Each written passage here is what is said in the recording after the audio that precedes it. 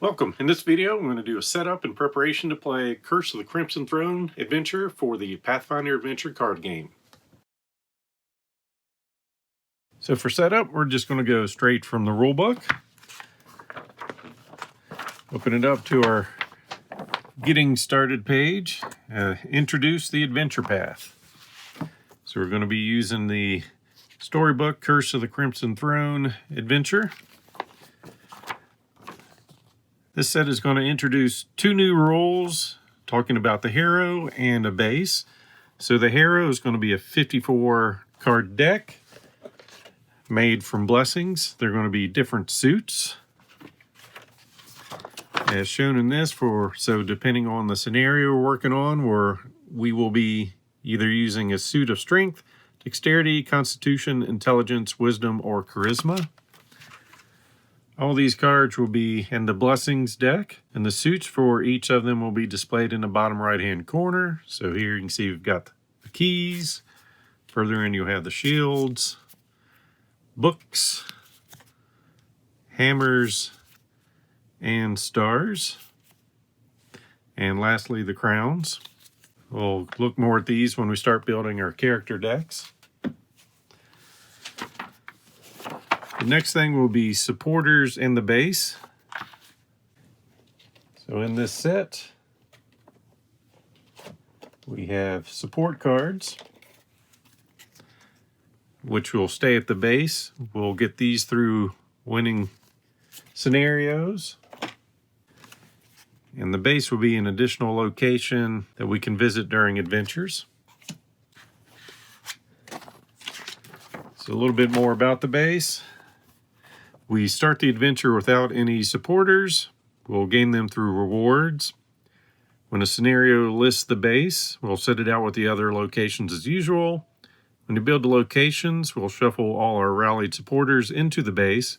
We will not add story banes to it. The base can never have cards other than supporters in it. If all other locations are closed or the base has neither cards in it nor characters at it, the base closes automatically. You may play supporters from your hand only while at the base, and once displayed next to your character, you may use their powers regardless of your location.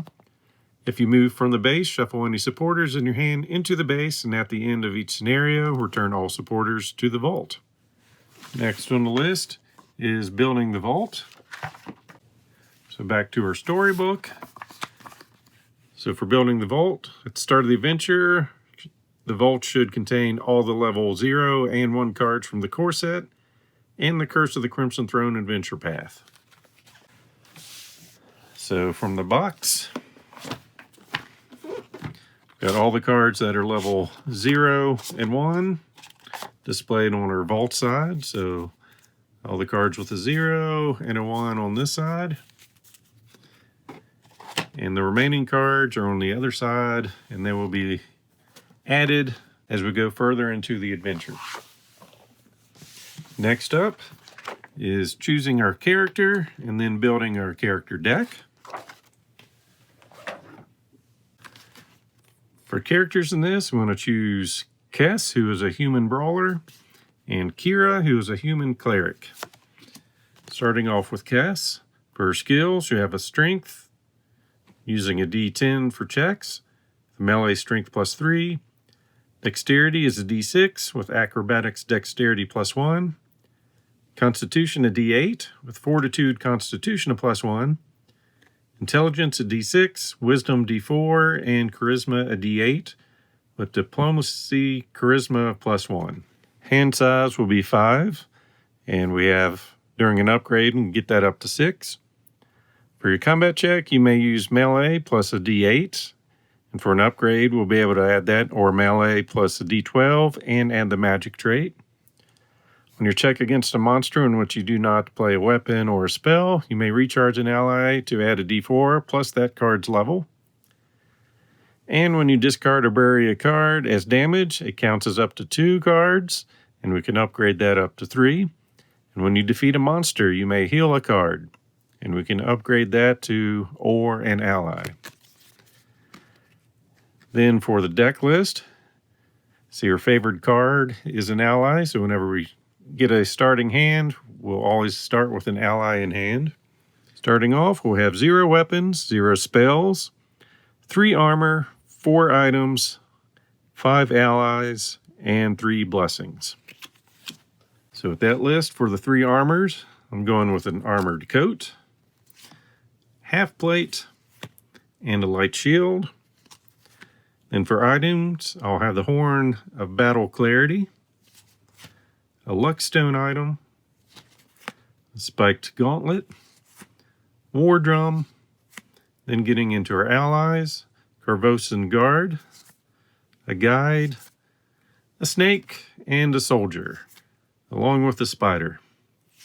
And for blessings, we'll go with an Orison and 2 Prayers. So that will be the starting deck for Kess.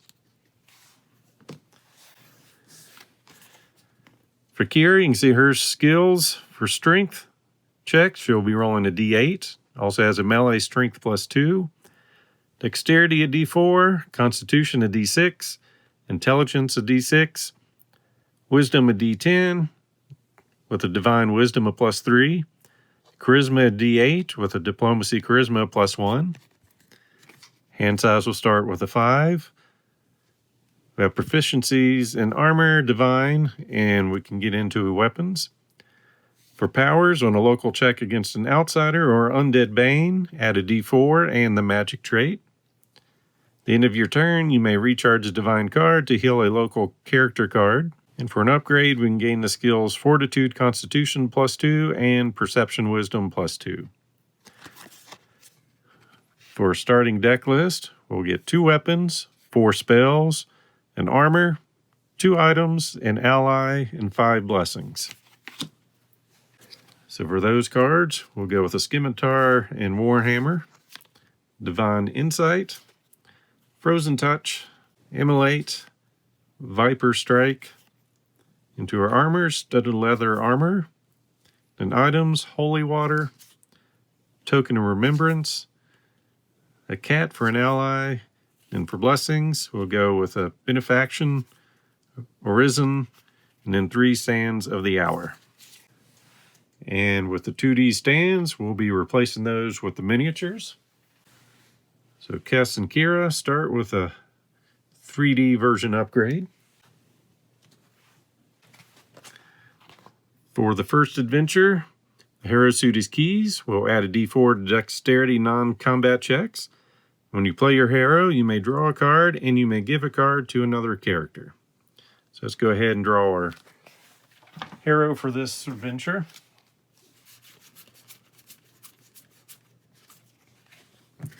So each suit has 9 cards, so we'll shuffle those up. For Kess, she will start with the Avalanche Blessing. So on your combat check, discard to bless twice. Discard to explore. This exploration, the first time you would encounter a boon, banish it instead and explore again. And for Kira, she will get the Dance. On another character's check, discard to bless twice, or discard to explore. And the rest of these will go into the vault. Next for setup, we'll be deciding the scenario we're playing, so we'll be starting with the first one. Decide on challenge mode, we'll just do the normal playthrough and set out the locations. Then with the locations, we'll then proceed to build the locations.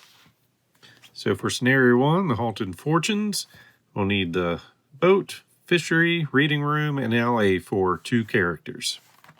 So through our deck of locations, we want the alley, and the boat,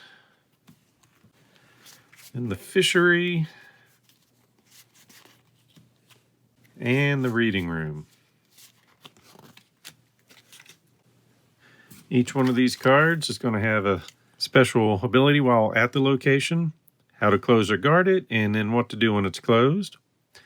Also tells you what kind of location or keywords, and then the amount of cards that go into the deck list, whether you're small, medium, or large game. We're doing medium for all these. So at the reading room, on your check, if the hour is hero, add 1. To close or to guard, summon and acquire a blessing. If it is a higher blessing, you acquire it automatically, and when closed, heal a blessing.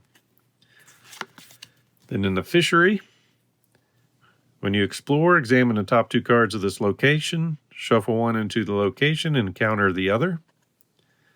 To close or to guard, summon and defeat the Storybane Jigsaw Shark. And when closed, there's no effect. While at the boat, when you move, any local characters may move with you. To close or to guard, succeed at a wisdom or survival 5 plus whatever the adventure number is, so this would be a 1. So we'll need a 6 for that check. And then when closed, no effect. And the last one in the alley, when you play an ally for its power, display it next to this location card. Summon or guard, summon and acquire an ally. And when closed, draw the allies from next to this location card, then give each other character an ally. So we'll go ahead and set these locations up, putting number of cards shown here. So for this one, you can see we need 2 monsters, 1 barrier, 1 weapon, 1 spell, no armors, 2 items, 2 allies, and 0 blessings. The way I set up locations is I just put them all out in order, find the card type, and just fill them in for each location. So the reading room gets 1 monster, fishery gets 3 monsters, boat 2, and the alley 2. Then for barriers, reading room gets 1, fishery 1, the boat 2, and the alley 1. And then for weapons, none for the reading room, fishery gets 1, the boat 1, and the alley 1. For spells, the reading room gets 2 spells, none for the fishery, none for the boat, and 1 for the alley. Armor's pretty easy.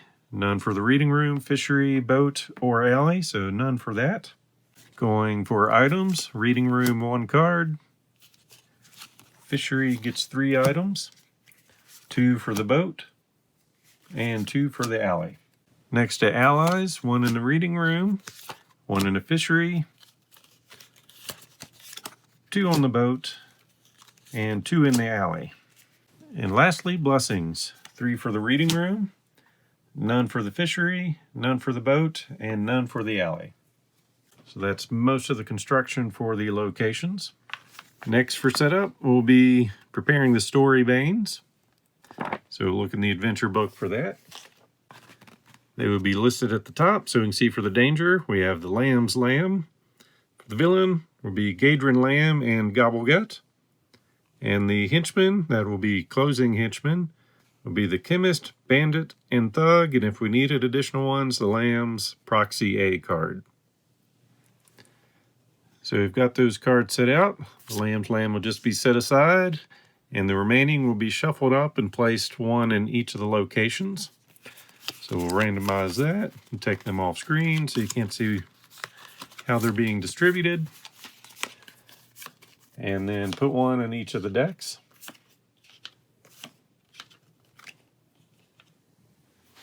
And now we can shuffle each of the location decks.